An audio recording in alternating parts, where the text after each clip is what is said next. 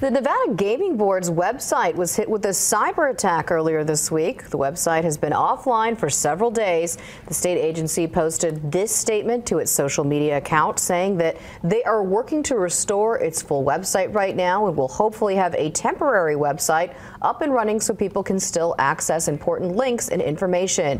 It is not clear who hacked into the website or what information has been taken. You can stay with Fox 5 as we continue to get updates.